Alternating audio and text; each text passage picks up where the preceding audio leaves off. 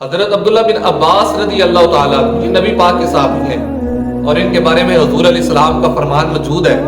اللہ کے محبوب نے ہاتھ اٹھائے اور مدینے والے محبوب پتہ کیا کہنے لگے؟ عرض کرنے لگے، مالک اے میرے پروردگار، میرے عبداللہ بن عباس کو قرآن کا علم عطا فرما، قرآن کا علم عطا فرما۔ حضور علیہ السلام نے جن کے لیے دعا کی، بلکہ نبی کریم نے ان کے رتبے کو، ان کی شان کو، ان کی عظمت کو صحابہ کے سامنے بھی بیان کیا۔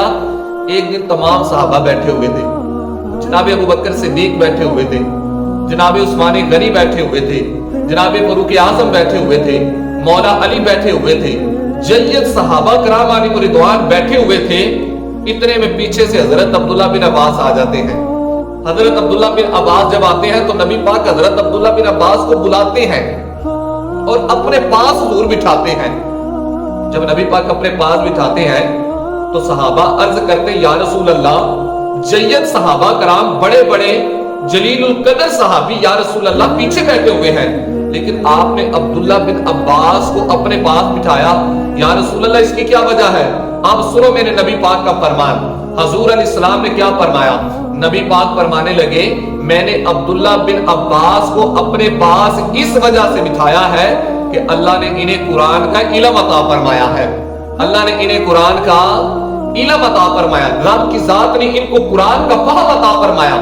اس سے یہ بات پتہ چلتی ہے کہ علم کو عمر پر فوقیت ہوتی ہے، علم کو عمر پر فوقیت ہوتی ہے۔ ہمیں اپنے علماء کا احترام کرنا چاہیے، ہمیں اپنے مسجد کے امام کا احترام کرنا چاہیے۔ آج یقین مانیں، مجھے تکلیف ہوتی ہے کہ آج معاشرے کے اندر جو مسجد کے اماموں کے ساتھ ظلم ہوتا ہے، یقین جانیں لوگ گھر سے آتے ہیں اور آ کر کہتے ہیں کہ امام صاحب یہ لائٹ چل رہی ہے، امام صاحب یہ ٹوٹی چل رہی ہے، امام صاحب یہ ساتھ نہیں بچھی ہوئی ہے۔ وہ اللہ کے بندو، یہ تمہارا امام ہے، یہ کوئی مسجد کا خادم نہیں کہ جس کے سامنے آ کر تم اس طرح کے سوال کرتے ہو۔ اور میں پچھلے دنوں کے اندر ایک میرے بڑے محبت والے ہیں، ان کے ساتھ بات ہو رہی تھی، انہوں نے مجھے بتایا کہ فلانے جگہ پر امام کو فارغ کر دیا گیا۔ میں نے پوچھا کیوں کیا ہے؟ وہ کہنے لگے اس امام صاحب کو اس وجہ سے فارغ کیا ہے کہ انہوں نے کہا تھا کہ حضرت صاحب کوئی ہماری تنخواہ کا سوچے، ہماری تنخواہ بڑھا دے۔ امام صاحب نے تنخواہ کی بات کی تو انہوں نے مسجد سے نکال دیا۔